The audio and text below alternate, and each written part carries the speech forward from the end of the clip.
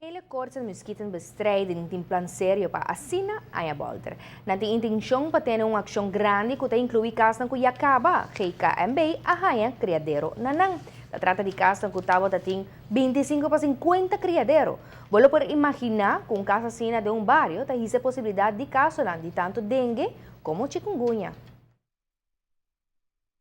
Haverá um sangura por bula 200 metros por dia. De um bairro que pornificar com sangura maneira Aedes aegypti, tá passa pica pessoa, passa na sua vizinha e vai no outro, sem nenhum problema. Pica abo de um camber, e seguinte dia por passa na vizinha, na seguinte vizinha, sem nenhum problema. Então, assim que uitbraak dan por passa, e segue tá juist o que GKMB quer prevenir, para meio de ação que nós planeamos para januário. Houve de caso aqui caso na tempo passado a waarschuwing caba nós está compreender tem caso nós está tem na grande que verdade não pode atender na caso corretamente ou controlar o caso na aqui já não é súplica também para família na de grande controlar onde caso não controlar sobre um vizinho que você tem dificuldade para controlar onde esse caso para ajudar aqui e para assim evitar o plamamento de vírus de dengue e chikungunya. Situação não está alarmante, pero a intenção está para não chegar no ponto aqui. A situação na Aruba está assim que nós estamos em um estado endêmico. É aí que em esporádicos nós está caso de dengue e chikungunya ainda, pero não está numa fase que nós podemos que está uma epidemia acaba. A pergunta está que cultura GKMB por assim para zorpa nós queda por lo menos num estado endêmico e não beber uma epidemia. E a resposta está um pouco fácil.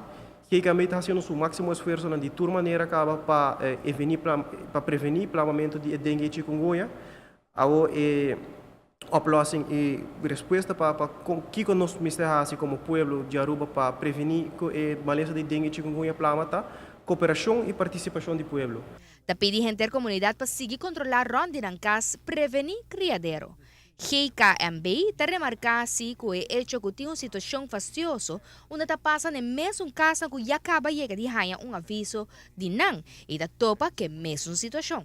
Está quedando problema, mas nós não gostamos nós não gostamos de saco de gente, mas se me siga assim na lei, essa é a única solução que tem, mirando que nós não está ganhando cooperação. Agora nós podemos dizer que está duidelijk que aqui não um par de casos e um par de caia que nós está problema aqui, me mencionar um par de caia, por exemplo, um par de bairro que nós está que tem problema persistente.